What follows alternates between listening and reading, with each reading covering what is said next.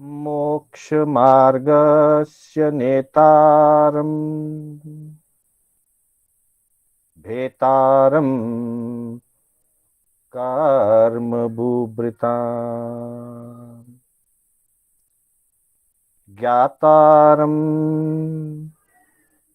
विश्वतत्त्वानाम् वन्दे तद्गुणलब्धये वन्दे तद्गुणलब्धये।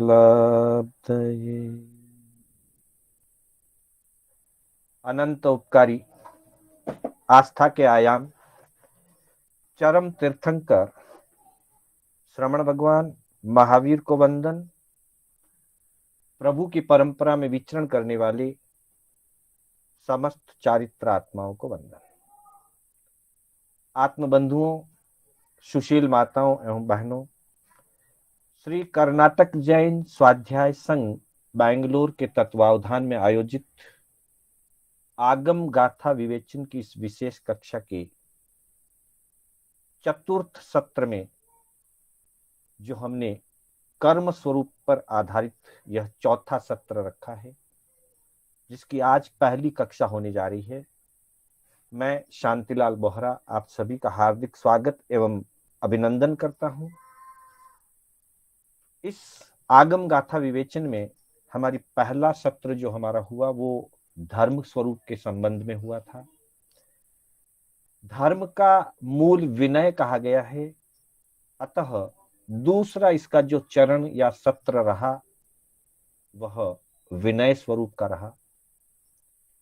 धर्म और विनय ये दोनों ही आत्म गुण हैं। धर्म भी आत्मा का स्वभाव है और विनय भी आत्मा का गुण है।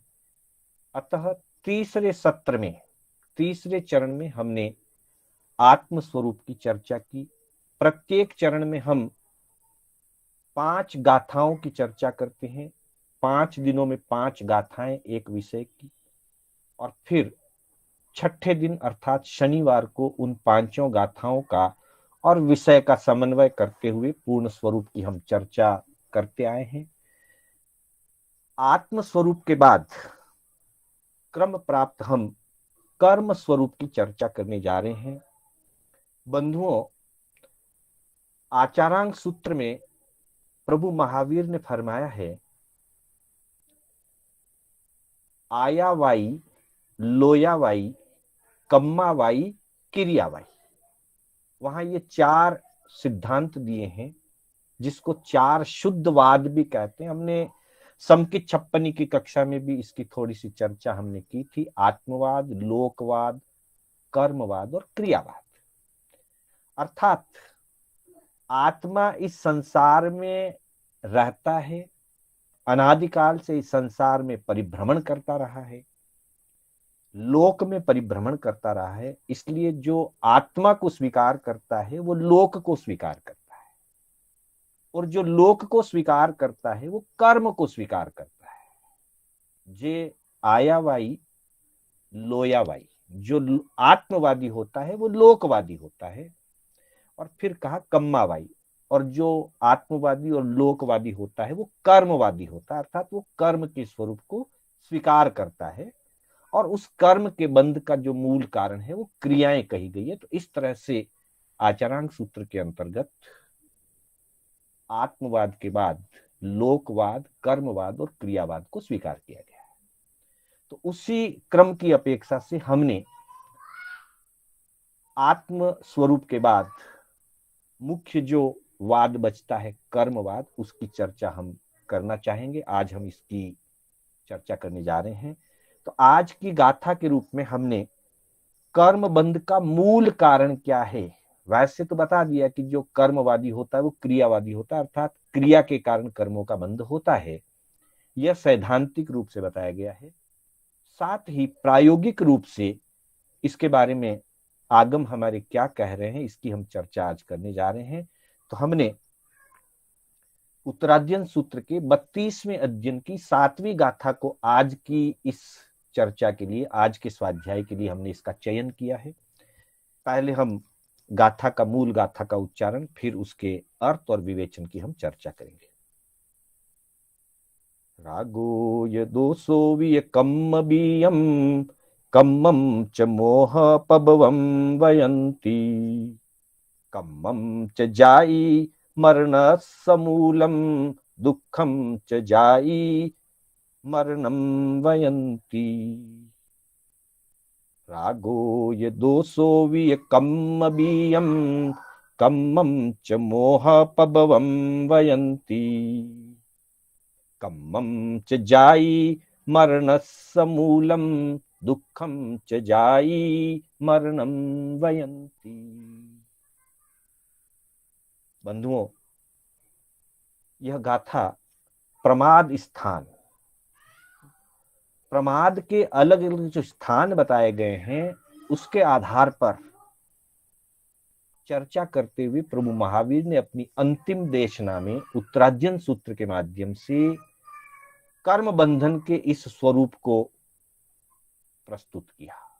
कर्म बंधन के इस स्वरूप की प्रज्ञापना प्रभु महावीर ने प्रमाद स्थान के माध्यम से बताई और कहा कि रागो य दोषो विय कम्म बीयम।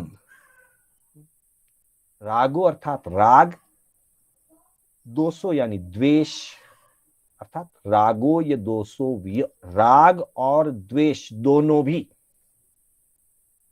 यहां दोनों भी कहने का यह तात्पर्य है कि बहुत सारी मान्यताएं, बहुत सारे धर्म दर्शन, सर्वज्ञ दर्शन के अतिरिक्त अन्य बहुत सारी जो धर्म दर्शन है, अनेक धर्म संस्थापक हैं, वे द्वेष को तो बुरा मानते हैं, द्वेष को तो अशुभ मानते हैं, पर राग को अशुभ नहीं मानते, अनुरक्ति को, अनुराग को अशुभ नहीं मानते। इसलिए यह विशेष रूप से जोर देकर के कहा गया कि रागो य दोषो विय कम्म बीयम। राग और द्वेष दोनों भी कर्म बीज रूप हैं, अर्थात कर्मों की जो खेती होती है, अर्थात जो हमारे अंतरात्मा में कर्म बंद होता है, उस कर्म बंद के लिए राग भी और द्वेष भी दोनों भी बीज रूप हैं। और फिर कहा कि कम्मम च मोह पभवम वयंती। मोह से उत्पन्न होता है, कर्म की उत्पत्ति मोह से होती है, मोहनीय कर्म मूल है इसके अंतर्गत, और राग और द्वेष बीज है, मोहनीय कर्म मूल है, जड़ है उसकी। जहां बीज होते हैं वहां जड़ पनपती है, और जहां जड़ होती है वहां वापिस बीज आते हैं। ये दोनों एक दूसरे के पूरक हैं। जैसे वहां उदाहरण दिया है कि जैसे बतख का उदाहरण दिया है, बतख और अंडा, या बगुला और उसका अंडा। अंडा पहले आया या बगुला पहले आया? तो कि अंडे से बगुला जन्म लेता है, फिर बगुले की जो मादा है, बगुली या जो बतख है, वो फिर अंडे को जन्म देती है। तो अंडे से पक्षी का जन्म होता है और पक्षी फिर अंडे को जन्म देता है। इसमें अन्योन्याश्रित संबंध है, एक दूसरे से संबंधित है। इसके होने से वो होता है और उसके होने से ये होता है। ठीक वैसे ही बीज और जड़ का भी ऐसा ही संबंध है। जब बीज है तो वो वापिस जड़ को पैदा करेगा, और जब जड़ लगेगी तो जड़ से फिर पेड़ आएगा, बीज से जड़, अंदर में जड़ जाएगी और ऊपर में अंकुर निकलेगा, और उस अंकुर से जो पौधा या पेड़ बनेगा उसमें वापिस बीज लगेंगे। अर्थात ये जड़ और बीज, इसमें कौन पहले कौन बाद में ये संबंध नहीं लग सकता, इसका समाधान नहीं है। ये एक दूसरे को सपोर्ट करते हैं। जैसे मुर्गी पहले या अंडा, अंडा पहले या मुर्गी, इसका कोई समाधान नहीं है, अनादिकाल से ये क्रम चल रहा है। वैसे ही आत्मा के साथ कर्मों का क्रम बीज रूप से, जड़ रूप से, फिर बीज, फिर जड़, फिर बीज, फिर जड़, ये क्रम चल रहा है। आत्मा के साथ कर्मों का प्रवाह अनादिकालीन है और उसके कारण कम्मम च जाई मरणस्य मूलम, ये कर्म ही हमारे जन्म मरण के मूल कारण है, जड़ रूप है। हमारा बार बार जन्म होता है, बार बार हमारी मृत्यु होती है। पुनरपि जननम पुनरपि मरणम पुनरपि जननी जठरे शयनम, कि पुनः जन्म होता है, फिर मृत्यु होती है, फिर जन्म होता है, फिर मृत्यु होती है, फिर हम जननी जठरे शयनम अर्थात मां के गर्भ में पुनः पुनः उत्पन्न होते हैं। बार बार जन्म होता है, बार बार मरण होता है, क्योंकि कर्म है। कर्म है इसलिए क्योंकि राग द्वेष है। राग द्वेष मूल बीज है जिससे कर्मों की जड़ हरी होती जाती है और उस जड़ के हरी होने से उसका जब पौधा बनता है तो उसके फल के रूप में जन्म और मरण होते हैं। और ये जो जन्म मरण है उसके लिए कहा कि दुखम च जाई मरणम वयंती। ज्ञानी भगवंत तीर्थंकर परमात्मा इस जन्म मरण को ही दुख कहते हैं, या ये जन्म मरण ही दुख कहा गया है।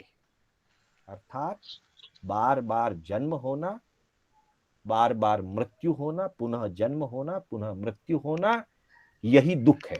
तो अब हमारे सामने है दुख, मूलतः हमारे सामने दुख है। अब इसको रिवर्स की तरफ से अगर हम देखें, इसको पूर्वानुपूर्वी की बजाय पश्चानुपूर्वी की ओर से अगर हम देखें कि हमें दुख है तो दुख का मूल कारण क्या है, तो कहा कि दुख का मूल कारण है जन्म मरण। आगे में ये भी कहा कि जन्मम दुखम जरा दुखम रोगाय मरणाणीय है। मुख्य रूप से चार जो दुख बताए गए हैं, जन्म का दुख, मृत्यु का दुख, बुढ़ापे का दुख और बीमारियों का, रोग का दुख। तो उसमें भी दो प्रमुख है। बुढ़ापा और बीमारी सबको आवे जरूरी नहीं है, लेकिन जन्म और मृत्यु सबको होता है, इसलिए जन्म और मृत्यु के दुख सबसे प्रमुख दुख है। तो हमारे पास दुख है, उसका कारण है जन्म मरण, और जन्म मरण का कारण है कर्म, और कर्मों का कारण है राग द्वेष। इसलिए राग द्वेष को चाहे कर्मों का बीज कह दें, चाहे जन्म मरण का बीज कह दें, अथवा यूं कह दें कि ये दुखों के बीज हैं। जो कर्मों के बीज है वही दुखों के बीज है, जो कर्मों के बीज है वही जन्म मरण के बीज है। इस तरह से प्रभु महावीर ने समग्र चीजें, संपूर्ण संसार व्यवस्था को, दुख व्यवस्था को, कर्म व्यवस्था को राग और द्वेष इन दो शब्दों के अंदर बता। क्यों? तो उसके पीछे एक कारण दिया कि दो प्रकार के कर्मों की व्याख्या की गई है, द्रव्य कर्म और भाव कर्म। आत्मा के साथ जो कर्म वर्गणा, कर्म रज, कर्म धूल जो चिपकी है, जितने भी कर्म द्रव्य रूप से हमारे आत्मा के साथ चिपके हुए हैं, धूल रूप है, वो कर्म वर्गणा है, कर्म पुद्गल है, वे द्रव्य कर्म कहलाते हैं। और उन द्रव्य कर्मों का जो कारण रूप कर्म है वो भाव कर्म कहलाता है, और भाव कर्म राग द्वेष को कहते हैं।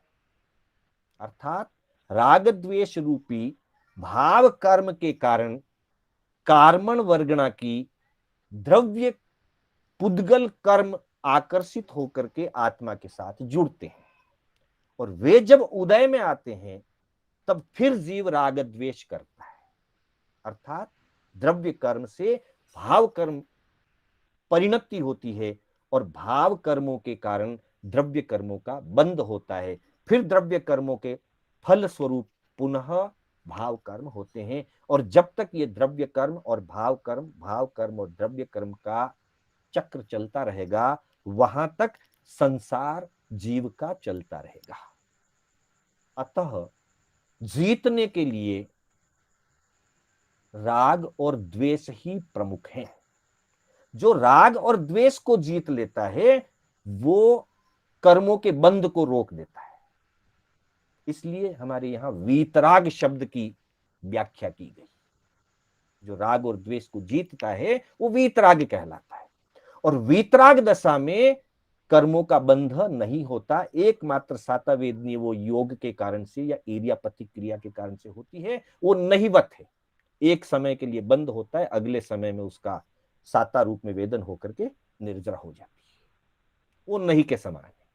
जब तक राग द्वेष है, वीतरागता नहीं आई, वहां तक कर्म बंद होता है। अब ये राग द्वेष क्यों उत्पन्न होते हैं, तो उसके लिए जो 32वां अध्ययन उत्तराध्ययन सूत्र का बहुत ही विस्तार के साथ 111 गाथाओं का यह अध्ययन है। और 111 गाथाओं के अंतर से 78 गाथाओं में सिर्फ राग द्वेष उत्पन्न क्यों होता है उसके कारण बताएं। मुख्य रूप से 6 उसके मूल आधार हैं राग और द्वेष उत्पन्न होने के। और वो 6 आधार हैं 5 इंद्रियों के विषय और मन की शुभाशुभ परिणति। 5 इंद्रियों के विषय, श्रोतेंद्री, चक्षुंद्री, घ्राणेंद्री, रसेंद्री, स्पर्शेंद्री, ये 5 इंद्रियां हैं। इनके जो विषय हैं शब्द, रूप, गंध, रस और स्पर्श। और उसके अतिरिक्त 6ठे नंबर पे मन, मन की जो शुभाशुभ परिणति है, मन के जो शुभाशुभ संकल्प विकल्प हैं, ये 6 मूल आधार हैं राग द्वेष के। और साथ में कहा कि प्रत्येक इंद्रिय के लिए उनके विषयों में जीव को कहीं मनोज्ञता की अनुभूति होती है और कहीं अमनोज्ञता की अनुभूति है। अर्थात जीव कुछ विषयों में मन की रति अनुभव करता है, राग का अनुभव करता है, और कुछ विषयों में मन की अरति या इंद्रियों के विषयों के प्रति अरुचि, अरति या द्वेष का अनुभव करता है। जब मनोज्ञता और अमनोज्ञता का परिणाम रखता है तब उसको राग और द्वेष उत्पन्न होता है। अगर वो मनोज्ञता और अमनोज्ञता के परिणाम को निकाल दे, वस्तु को वस्तु रूप में देखे, उसके विषय को विषय के रूप में देखे, लेकिन उसमें मनोज्ञता और अमनोज्ञता ना करे, तो राग और द्वेष उत्पन्न नहीं होता है। क्योंकि ज्ञानी फरमाते हैं कि जो इंद्रिय विषय है, जो उसके विषय को जब वो ग्रहण करता है तब उसके अंदर रागस्य हेउम समनुन्नमाहु, दोषस्य हेउम अमनुन्नमाहु। जहां वो मनोज्ञता के भाव करता है, मन के पसंदगी की बात करता है, तो राग का हेतु बनता है, और अपसंदगी जताता है, अमनोज्ञता के परिणाम करता है, तो वो द्वेष का हेतु बनता है। और जब वो राग और द्वेष का हेतु बनता है तो फिर नए कर्मों का बंधन करता है। राग के अंतर्गत माया और लोभ, ये 2 कषाय राग के अंतर्गत आ जाते हैं, और क्रोध और मान, ये 2 कषाय द्वेष के अंतर्गत आते हैं मुख्यता की दृष्टि से। वैसे तो चारों ही कषाय अशुभ ही हैं, और राग और द्वेष दोनों अशुभ ही हैं। राग और द्वेष भी अशुभ हैं, चारों कषाय भी अशुभ हैं, इंद्रिय के विषयों के प्रति जो विकार भावना आती है वो भी अशुभ है, और मन के अंतर में जो बुरे संकल्प विकल्प आते हैं वे सारे अशुभ ही हैं, कर्मों के बंधन के कारण ही हैं। फिर भी वर्गीकरण की अपेक्षा से ज्ञानियों ने 4 कषाय को 2 भागों में बांट दिया। अर्थात क्रोध और मान द्वेष रूप कषाय है, और माया और लोभ राग रूप कषाय है। और द्वेष से भी राग ज्यादा खतरनाक होता है, और इसीलिए जब कषाय खत्म होने लगते हैं, जीवात्मा ऊपर उठती है, श्रेणी आरोहण चढ़ती है, हमको क्रोध सबसे भारी लगता है, लेकिन क्रोध का क्षय सबसे पहले होता है, लोभ का क्षय सबसे अंत में होता है। अर्थात लोभ राग रूप है। हाँ, और वो वेंकटेश मिले थे।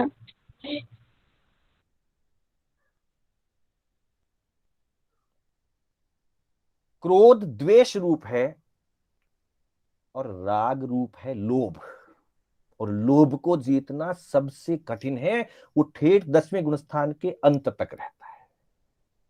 तो इस तरह से राग और द्वेष दोनों पांचों इंद्रियों के विषय और मन की शुभाशुभ परिणतियां, इनके निमित्त से मनोज्ञता और अमनोज्ञता के भावों के कारण जीव में राग और द्वेष की परिणति होती है। उस राग और द्वेष की परिणति से जीव कर्मों का बंध करता है।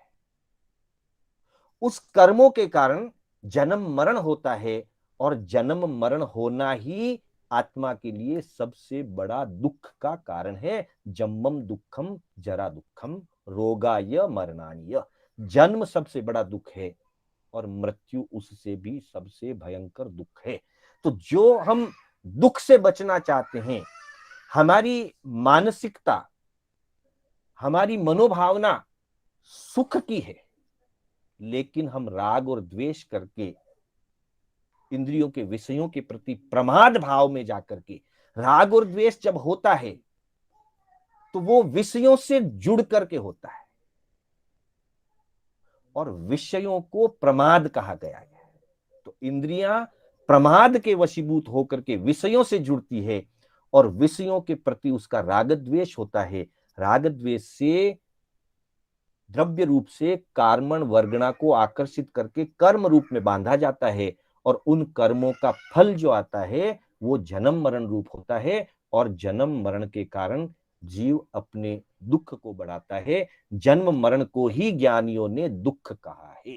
तो इस गाथा के अंदर राग द्वेष प्रमाद, कर्मों का मूल कारण, बीज रूप अवस्था, उसकी जड़, और पांच इंद्रियों के प्रति मनोज्ञता अमनोज्ञता, ये सारी बातों का मूल आधार इस एक गाथा के अंदर कह दिया। और बाद में फिर उस गाथा का विस्तार करते हुए बहुत ही वैज्ञानिक ढंग से 32वें अध्ययन में प्रमाद और कर्म बंधन के कारण और राग द्वेष के स्वरूप को समझाया गया है। मैं समझता हूं प्रत्येक साधक को, प्रत्येक स्वाध्यायी को 32वां अध्ययन बहुत गहराई से, उत्तराध्ययन सूत्र का 32वां अध्ययन बहुत गहराई से पढ़ना और समझना चाहिए। बार बार पढ़ना चाहिए, बार बार समझना चाहिए।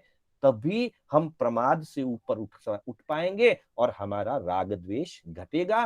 तभी हमारा संसार घटेगा, हमारा दुख घटेगा। तो हमारा दुख और हमारा संसार घटे, हमारा राग द्वेष घटे, इसी भावनाओं के साथ समय हो चुका है।